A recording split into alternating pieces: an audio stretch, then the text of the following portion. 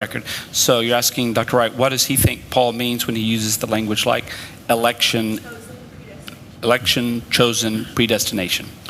Okay, there's three passages in particular. There's Romans 8:28 following, those who are called according to his purpose, and then he goes into that great riff about those he predestined, he also called; those he called, he also justified; those he justified, he also glorified. Let's just take that one for a minute.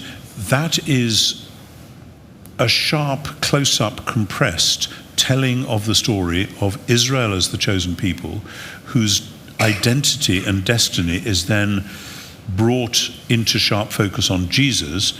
And in a sense, Jesus is the one chosen one. This sounds very Barthian. I don't know if some of you studied Karl Barth, but at this point it would be going with.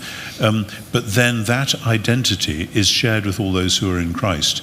And he isn't, surprisingly, talking primarily there about salvation. He's talking primarily about the way God is healing the whole creation. There's a danger. You see, what has happened in so many theological circles over the years is that people have come to the texts assuming that it's really saying, how do we get to heaven and what's the mechanism and how does that work? And if you do that, interestingly, many exegetes will more or less skip over Romans 8:18 through 26, 7-ish, which is about the renewing of creation when humans are glorified, i.e. put in charge. That's the actual subject of the passage. That's not to say there isn't a mystery there, but Paul isn't addressing it, and we have to be a bit careful about pushing him into a corner where he just hasn't gone. The second passage would be Ephesians 1, 3 to 14, where again, blessed be the God and Father, etc. And he destined us in love to be his sons. And this again, it's very much an Israel story, very much an Exodus story. So it goes back through Deuteronomy and Exodus, where God says to Israel, it wasn't because you were more numerous than anyone else that the Lord chose you, it's because he loved you and had purposes for you. So again, it's sort of so that you might be the people through whom his glory would move out into the world. And then the really difficult passage, of course, is Romans 9 to 11. But actually there, I mean, and it is a hugely difficult and wonderfully complex, intricate passage. But as I say in a rather long section on it in my new book, which you might like to read one day, there's the sense, yet again, what he's doing is telling the story of Israel so that it then ultimately focuses on Jesus himself. But the point then, which has so often been missed, is that he is not talking about a theory of how people get saved or not.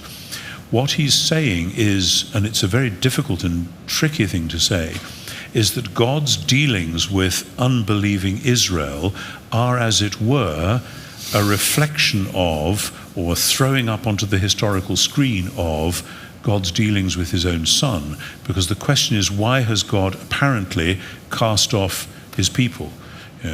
What on earth is God up to? He made promises to the Jews that he would do A, B, and C, and he's now done them, and they turn around and say they don't want it.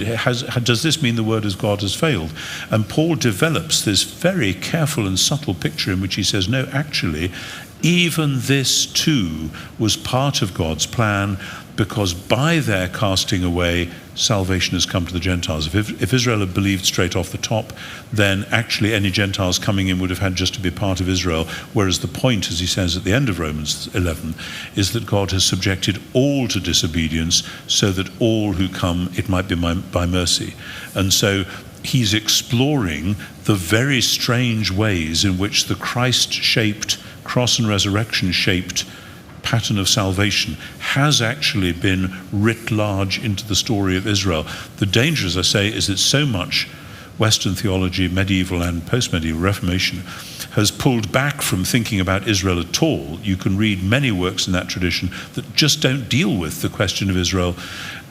But if you take that out, it looks as though he's producing an abstract theory of predestination. This isn't to say that there isn't a mystery, because there is a mystery.